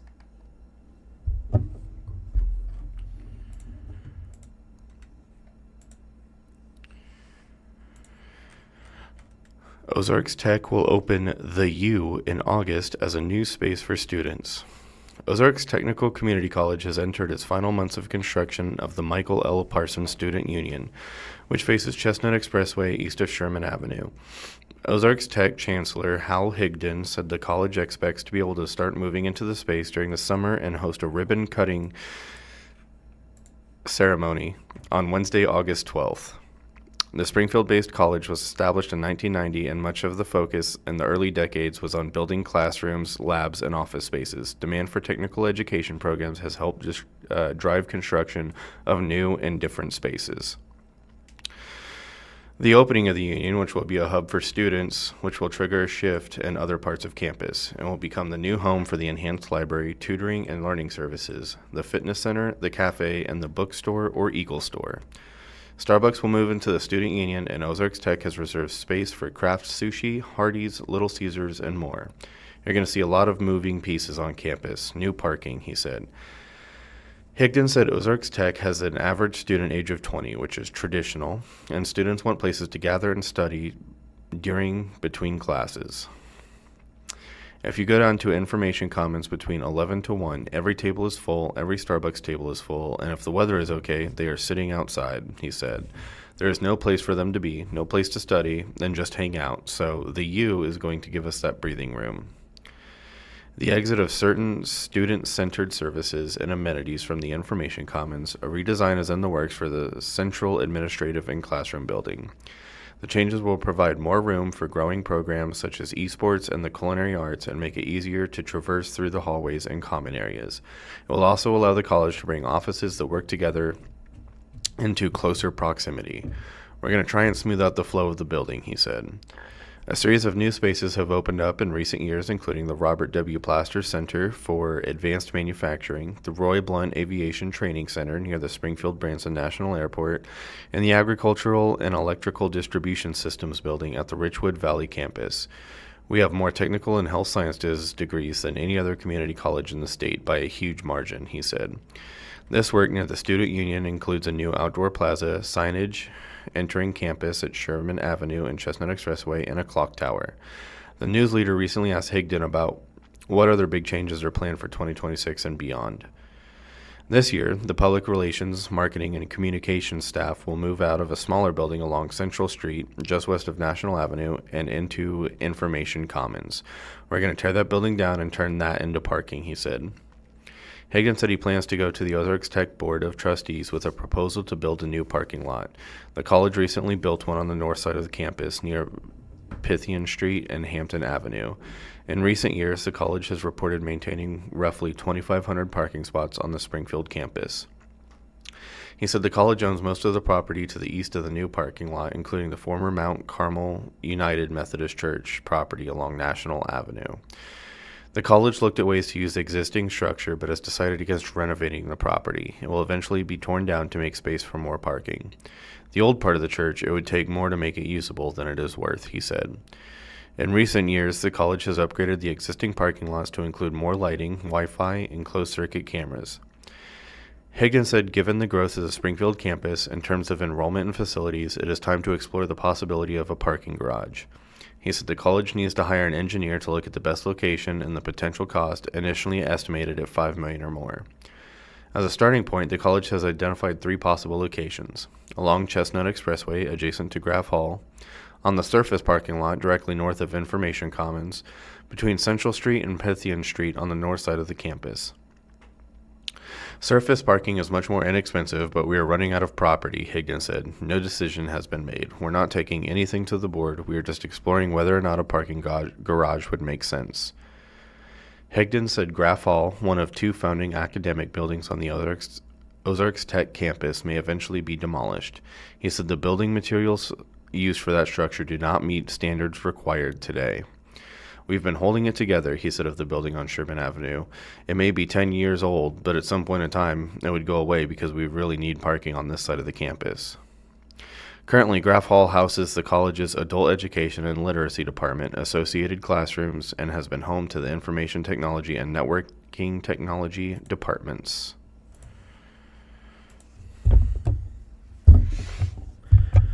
Thank you for listening to the Blind Community Thrift Store radio reading service. Tune in every week, Monday through Friday, on the Blind Community Thrift Store YouTube channel at 10 a.m. for more up-to-date news from the Springfield News-Leader, Springfield Daily Citizen, Springfield Business Journal, and 417 Magazine. Listen after we are live on the Audio Reader Network at www.reader.ku.edu. That's www.reader.ku.edu. All broadcasts are played over KSMU's subcarrier airwaves at 67 kilohertz on 91.1 from 3 p.m. to 5 p.m. Monday through Friday. Contact Audio Reader Network for information on receiving a pre-programmed radio. And thank you for tuning in.